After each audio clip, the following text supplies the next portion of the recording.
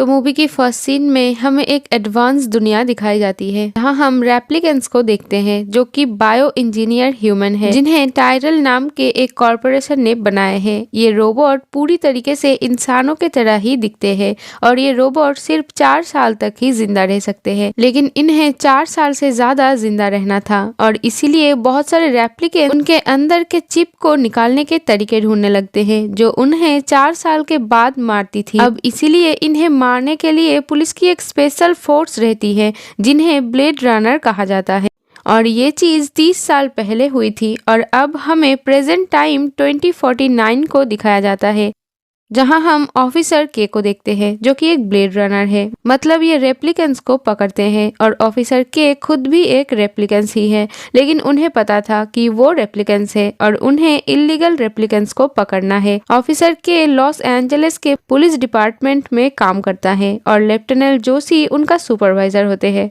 अब ऑफिसर के एक ऐसे रेप्लिकेंट को मारने के लिए आते हैं जिसने अपने ओनर को धोखा दिया था कि उसे मारने के बाद उसके घर के बाहर कुछ अजीब महसूस करता है। जब वो चेक करता है तो वहाँ उसे एक बॉक्स मिलता है। वो उस बॉक्स को हेडक्वार्टर ले आता है जिसमें से एक औरत की हड्डियाँ निकलती है। जब उसे स्कैन करती है तो पता चलता है कि ये एक रेप्लिकेंट थी जो कि प्रेग्नेंट थी और अपने बच्चे को जन्म देने के बाद वो मर गई। अब ये बात जानकर सभी बहुत हैरान हो जाते हैं क्योंकि रेप्लिकेंट्स के बच्चे नहीं होते हैं। अब लेफ्टिनेंट जोशी इस बात को सबसे छुपाना चाहती थी क्योंकि अगर ये बात बाहर फैल गई तो रेप्लिकेंट्स की आबादी बढ़ जाएगी और इससे इंसान और रेप्लिकेंट्स में जंग भी हो सकते हैं जिसमें इंसान ही मारे जाएंगे क्योंकि रेप्लिकेंट्स बहुत ज्यादा पावरफुल है। अब के इन रेप्लिकेंट्स के पुराने हेडक्वार्टर जाते हैं जहां पर सभी रेप्लिकेंट्स के सीरियल नंबर की पुरानी मेमोरीज रखी जाती है और यहां पता चलता है कि वो औरत नेक्सस 7 की रेप्लिकेंट्स थी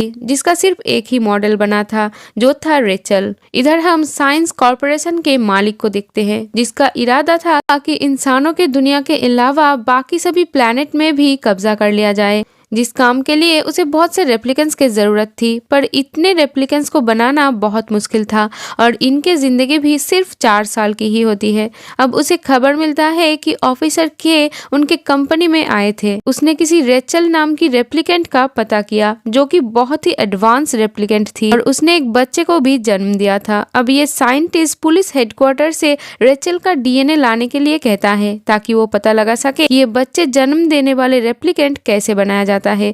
ऑफिसर के रेचल के बच्चे को मारने के मिशन पर जाता है जहां वो वही जाता है जहां पर उसे हड्डियों का बॉक्स मिला था। वहां उसे एक डेट नजर आती है जहां उसे याद आता है कि बचपन में उसके पास एक ऐसे लकड़ी का घोड़ा था जिस पर यही डेट लिखी थी। इधर साइंटिस्ट के भेजे हुए एक लड़की पुलिस हेडक्वार्टर में सभी को मारकर रेचल की हड्डियां ले जाती है जिसकी नाम लव होती है। अब ये जानने के बाद ऑफिसर बहुत ज्यादा परेशान हो जाती है। ऑफिसर के उन्हें उस डेट के बारे में बताते हैं और लेफ्टिनेंट जोशी कहती है कि उस दिन जितने भी बच्चे हुए थे उन सब के डिटेल उसे ला कर दे। अब ऑफिसर के डीएनए सर्च करने के लिए जाता है जहां एआई भी आती है जो कि एक हैलोजेनिक इमेज होती है जिसका रिमोट के पास ही रहता है।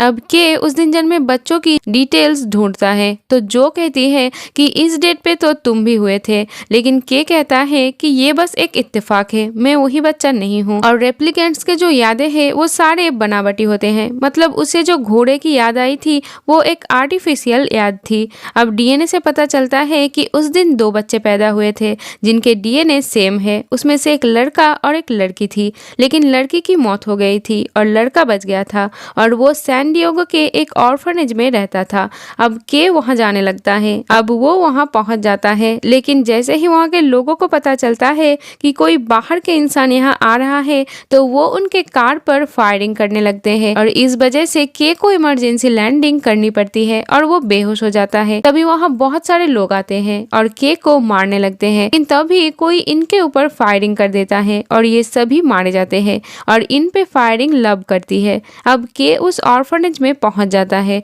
जो कि अब एक माफिया का जगह होती है, जहां पे पूछताछ करने से उसे डॉक्यूमेंट मिलता है, जहां उसे पता चलता है कि उस डेट के सारे पेजेस वहां से गायब है। कि तभी के को कुछ याद आने लगता है कि कैसे के उस लकड़ी के घोड़े को छुपाया करता था। अब के उस जगह पर लकड़ी के घोड़े को ढूंढता है और उसे वो घोड़ा मिल जाता है। उसे अब लगने लगता है कि क्या वो वही बच्चा तो नहीं। अब वो लीज कॉर्पोरेशन के एम्प्लॉय एना के पास जाता है, जो रेप्लिकेंट्स के मेमोरी डिजाइन किया करती थी। वो के को स्कैन करके बताती है कि के सारी मेमोरी रियल है, वो एना ने डिजाइन नहीं किया है। अब के को पता चल जाता है कि वो वही बच्चा है, मतलब 30 साल पहले रेचल ने के को ही जन्म दिया था। अब वो बाहर आता है और वहाँ लेफ्टिनेंट जोशी उसे अरेस्ट कर लेती है, क्योंकि उसे लग रहा था कि के ने बगावत की है। उसे हेडक्वार्टर लाया जाता है। अब उसका एक टेस्ट किया जाता है, जहां वो फेल हो जाता है। के कहता है कि उसने उस बच्चे को मार दिया है, इसलिए वो थोड़ा डिस्टर्ब है।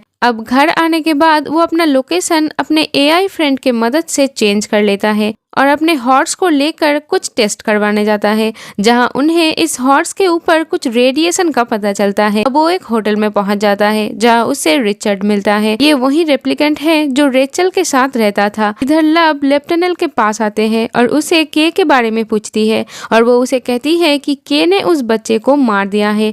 ये सुनकर लव बहुत गुस्से में आ जाती है और जोशी को मार देती है और के की लोकेशन को चेक करती है।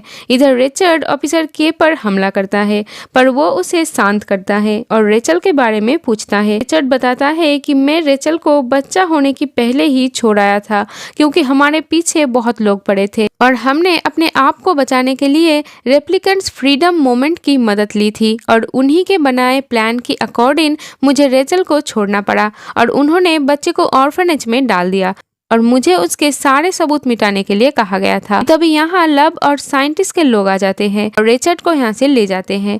लव इसलिए ऑफिसर के पर गुस्सा था क्योंकि उसने उस बच्चे को मार दिया। अब कुछ देर बाद रेप्लिकेंट फ्रीडम मूवमेंट के लोग आके ऑफिसर के को रेस्क्यू कर लेते हैं। जब उसे होश आता है तो उस ग्रुप के लीडर वहाँ पे आते हैं, तो ऑफिसर के रेचल के बच्चे के बारे में पूछता है, तो वो लीडर बताती है कि रेचल ने एक लड़की को जन्म दिया था। ऑफिसर के ये सुनकर बहुत हैरान हो जाते हैं, क्योंकि उसे लग रहा था कि वो रेचल का बेटा है। तो के पूछता है कि मैं कौन हूँ, तो वो लीडर बताती है कि तुम एक आम रेप्लिकेंट हो और रेचल की बेटी वो लड़की है जो साइंस कॉर्पोरेशन में रेप्लिकेंट की मेमोरीज डिजाइन करती है।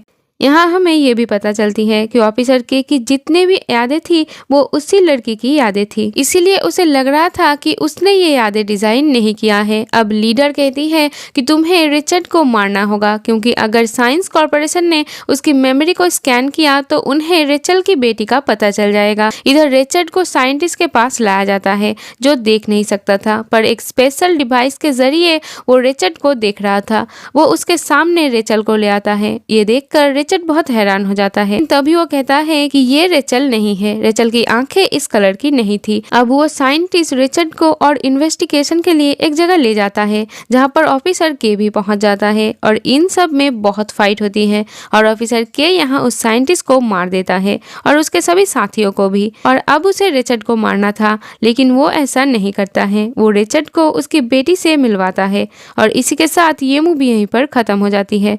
Thank you for watching. Bye bye.